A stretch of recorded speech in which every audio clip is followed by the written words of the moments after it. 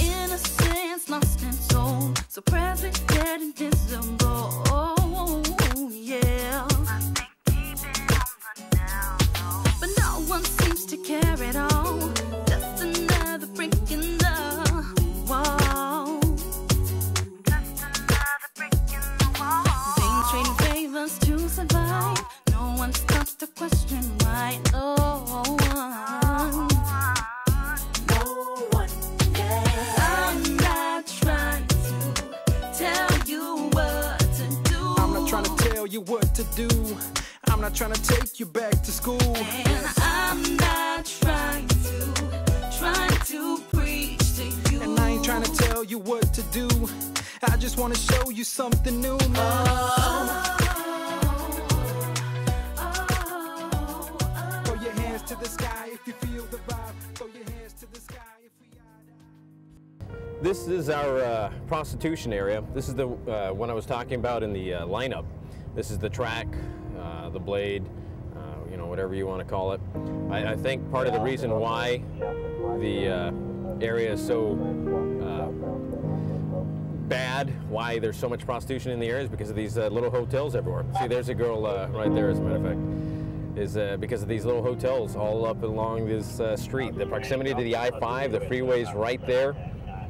Anybody driving up the 5 can scan this boulevard and see what's out here, see what kind of girls are out here before they even get off and try to pick one up. And there's another one we've already seen too.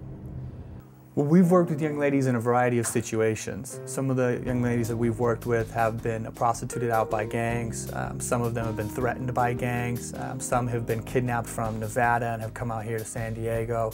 And all of them consistently talk about this force, this fraud, this coercion that's happening, where they're being threatened, where they're being convinced in a way. And a lot of it really looks like, domestic violence. These pimps are convincing these girls to get involved. They're victimizing them, they're forcing them, they're beating them. We had a couple cases where they were kidnapped and they were actually brought to San Diego with the intention of kind of coming down to San Diego to party, but what the girls hadn't realized was that the guys had arranged to trade them for drugs. Just as far as like, okay, there's a lot of things that happen out there. A lot of like abuse, a lot of, you know, like violence.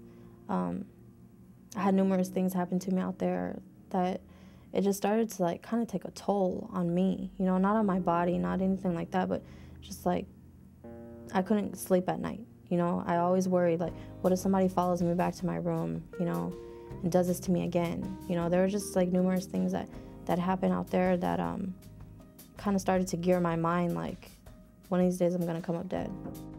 In San Diego, there is a gang called the Pimp Ho Daily PhDs, and they are actually abducting young girls in the middle school arena and turning them out into prostitution.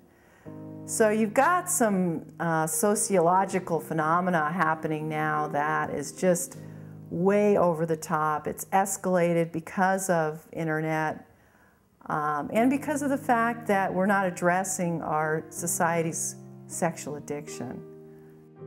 Everybody that has to live here and see this stuff every day, everybody that has to work here and run a business here and see this stuff every day suffers. Okay? Because these street prostitutes, it's not just the prostitution itself, it's everything that comes with it.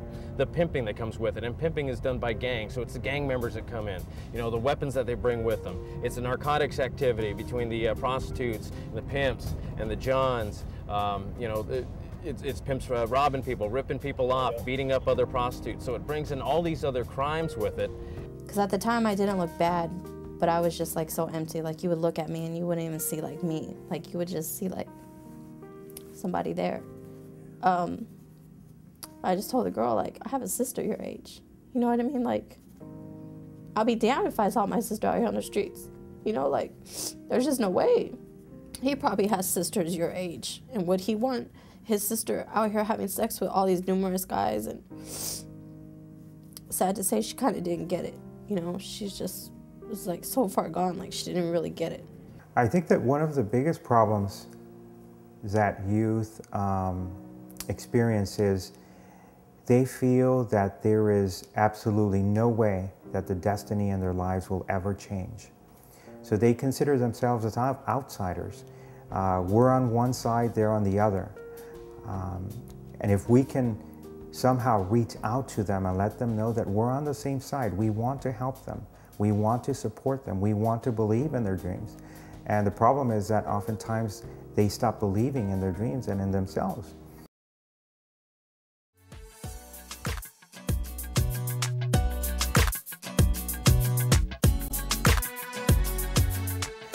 The Action Network is a coalition of 50 organizations convened in San Diego to combat human trafficking and child exploitation. Our vision is that every child in San Diego and in the U.S. should be protected from predators and from child exploitation.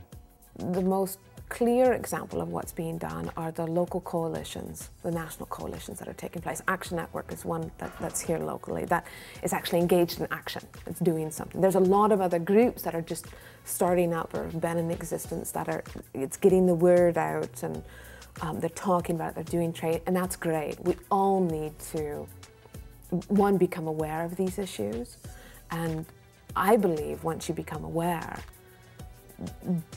just by the very human nature, you're compelled to do something about it. Once you realize what's happening with these children, to turn your eye on that, I think is a travesty. We're in the process of forming really interesting projects to protect children. One is CERT, which is the Children's Emergency Response Team. We are partnering with the National City Police Department and going with them on their sting operations.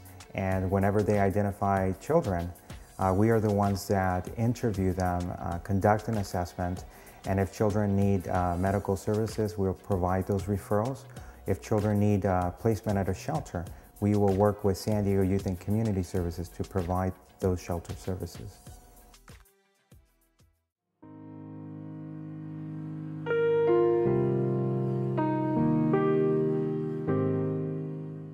People have said to me, God, you have so much courage. How could you do this? And to me, it's like, how could I not do it?